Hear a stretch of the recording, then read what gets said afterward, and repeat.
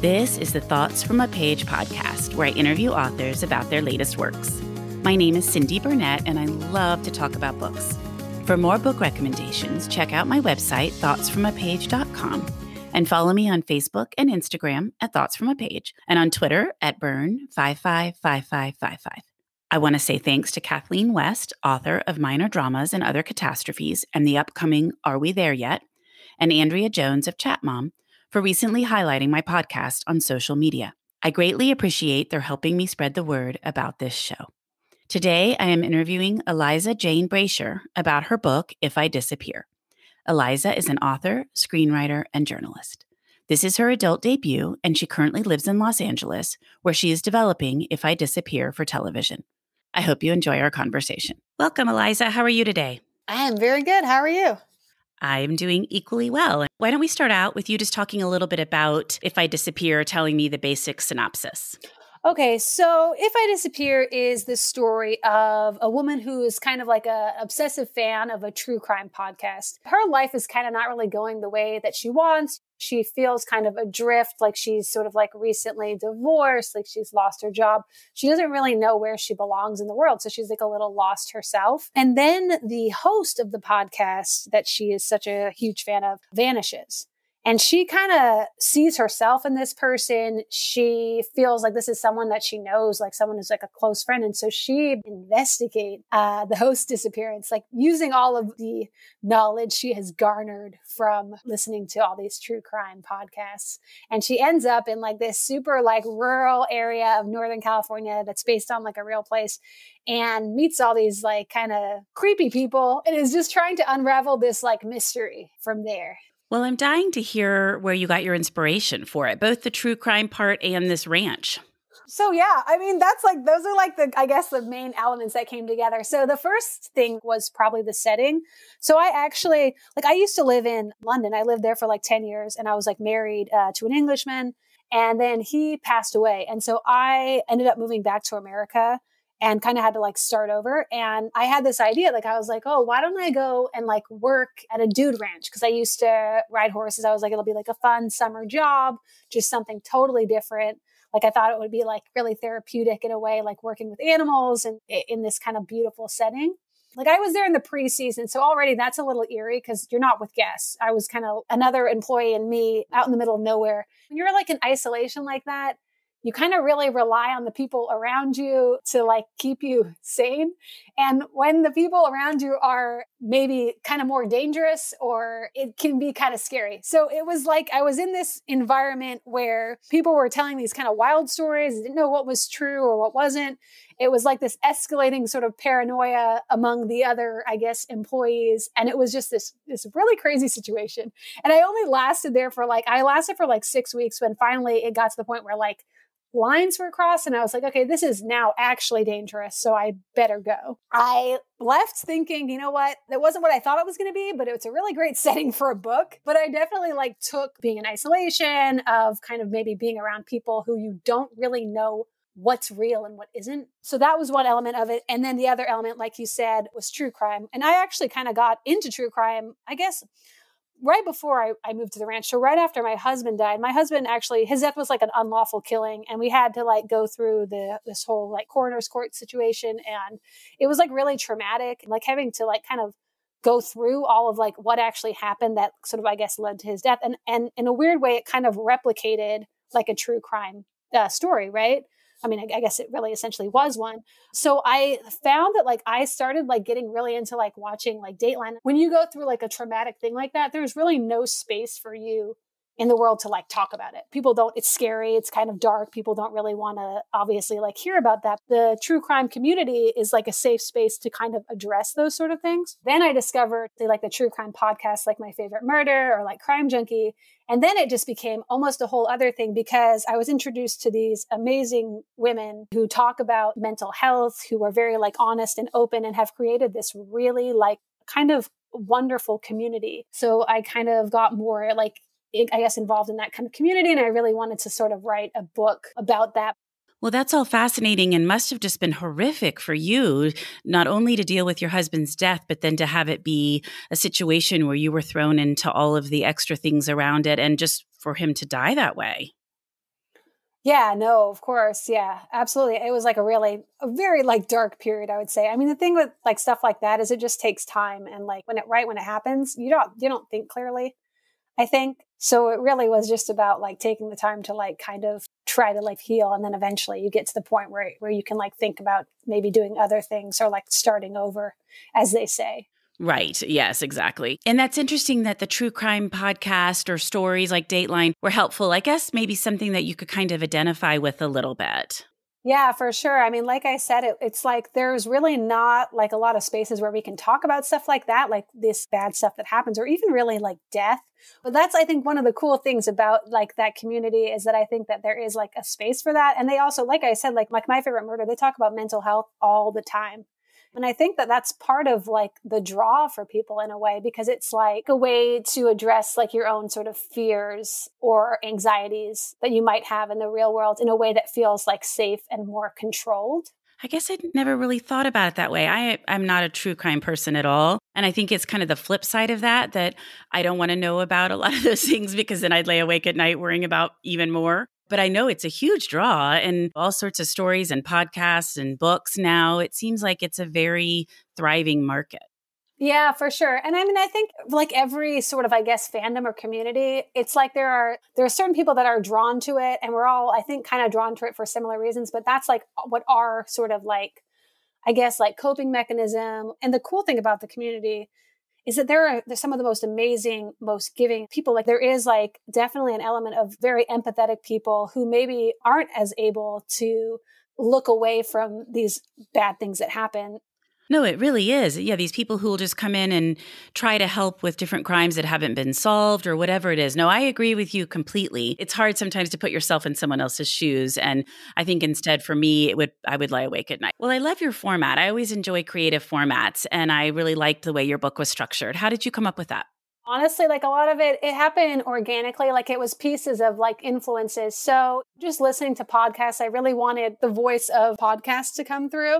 And then I think that a book that really like unlocked the voice for me was the book You by Carolyn Kepnes, famously a television show. I read that book and it uses like the second person in a kind of similarly sort of like obsessive way. So that was like a big influence because that was a way for me to make sure that Rachel, who is the woman that's missing, actually like exists in the narrative. Because at the end of the day, it's like we're talking about Sarah doesn't know Rachel. We don't know Rachel. So I think it was really kind of like an organic just drawing together of different like source material and kind of like using, I guess, that second person to make it so that Rachel is part of the book, even though we never like really meet her. That she's still able to tell her portion of the story. Well, what do you hope readers take away from your book? I mean, I guess I like personally, I don't feel like I should ever kind of like define what somebody's reaction would be. I went from like sort of being married and having like one life to then having to sort of start over, like move back to America and be experiencing that for the first time. And just feeling like really isolated, feeling like I wasn't really valued as a person, like especially when you start like trying to date like on Tinder and stuff and you're like, wow, I really wanted to like address that. So I think if I can just bring that kind of thing to light, like the fact that I think that people feel sometimes like you feel like if you don't fit into like these traditional roles or if for whatever reason you're not part of a couple, like that you sort of, there's nowhere for you to be or you're not as valuable as a person. And that's like something I for sure wanted to like address. But again, like I think everyone will take away hopefully something good, but it will be something different for each individual. Well, and that's the point of fiction, I think, is that every reader comes at it from a different perspective and is going to take something different away from the story. So you have written YA books, is that right? Yes, this is correct. So you are switching to adult. So what made you decide to do that? Well, okay, so I like everything with me is like some crazy story. So like right after I got my book deal, which I think was like 6 years ago, that my husband died like really right after that, before my book had even come out. And so that kind of overshadowed, like eclipsed the whole experience of having a book come out. And in a way, it kind of like tainted it. Like I think that when you lose someone that is that close to you, it really like infects your life and you kind of start thinking in almost like surreal way. So the whole experience like kind of got tangled up and I really just wasn't like enjoying it anymore. Like I was like crying, writing all the time. Like it was like a struggle. And I finally felt like, you know what, I need to like just draw a line in the sand and kind of like stop. writing. So I parted ways with my agent. Like that's when I moved back to America and got that job at the ranch. Like to me, it was like, okay, let's just do something else because you're really not happy with what you're doing. And I started kind of like working other jobs. So I was working as like a horseback riding instructor and doing that. But I don't know, like if you know anything about that industry, but like that's a tough industry too, because you get paid like minimum wage. You don't have breaks. You don't have lunches. You work 6 to 7 days a week. And like your perk is that you're around horses, but I couldn't afford even to live in an apartment. I had to live with my parents. And so I got to the point there where I was basically like, okay, this isn't really working. I do love writing. I'll always be a writer. And once I had kind of, I think put, like I said, like that time and distance between the past where I actually wanted to write for TV. So I moved to LA thinking I would do that. Found that that was really difficult, like even harder to get into than books. So I kind of was like, okay, I had this cool idea. I'm like, I can't just sell a script because like this industry is impenetrable. So I went back to writing a book.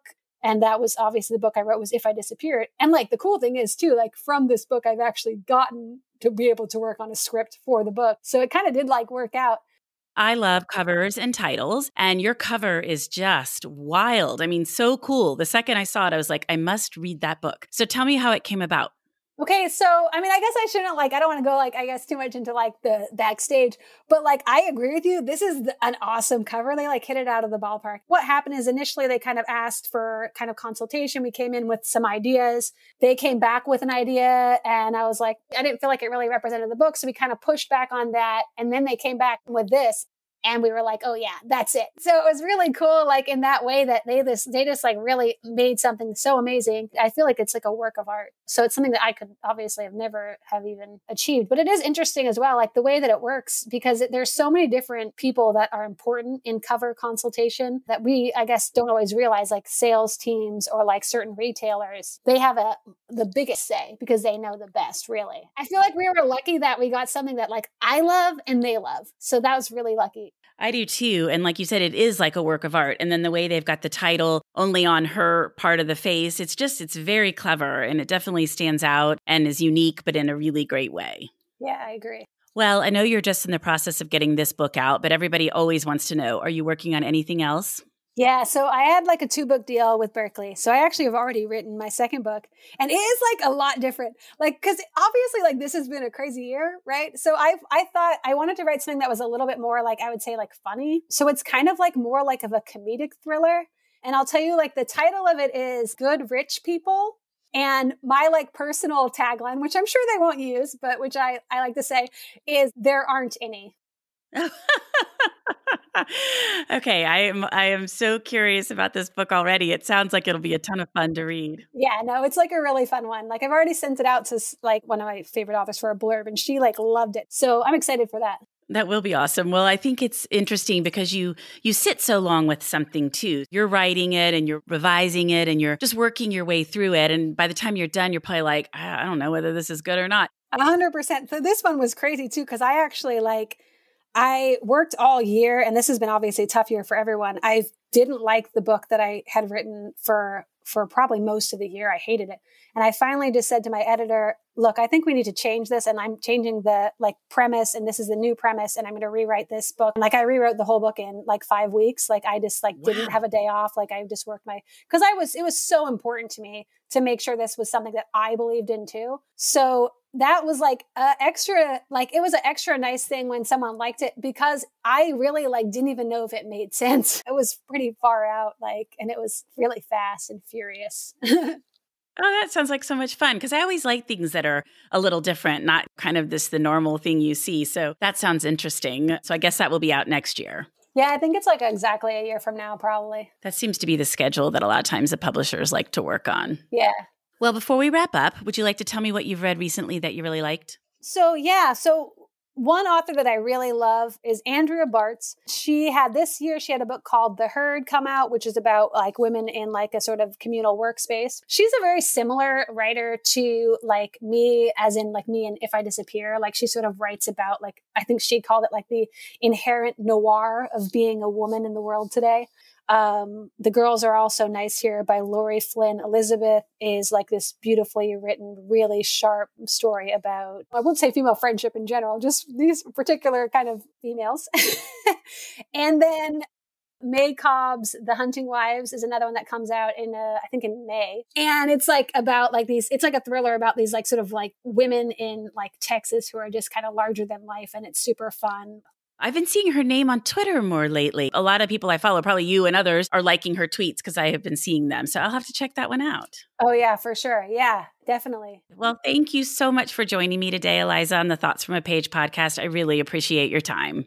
Thank you so much for having me. It was a pleasure. Thank you so much for listening to my podcast. If you like this episode, and I hope you did, please follow me on Instagram and Pinterest at Thoughts from a Page. Tell all of your friends about the podcast and rate it wherever you listen to your podcasts. I would really appreciate it. If I Disappear can be purchased at Murder by the Book, where I work part-time, and the link is in the show notes. Thanks to KP Regan for the sound editing, and I hope you'll tune in next time.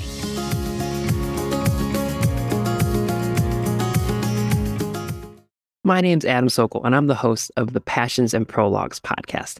Every week, best-selling authors like Jenny Jackson, Rebecca Mackay, Lisa Scottolini, or Brad Meltzer come on to my show to talk about, yes, their new books, but more importantly, the things that they're crazy passionate about. We've talked about the Muppets, powerlifting, traveling, gardening, home improvement, and so much more. We dig into why these things are their passions, how they inspire their writing, and where they came to fall in love with these random assorted things. Be sure to subscribe to the Passions and Prologues podcast wherever you get your podcasts, and check out evergreenpodcast.com to learn more.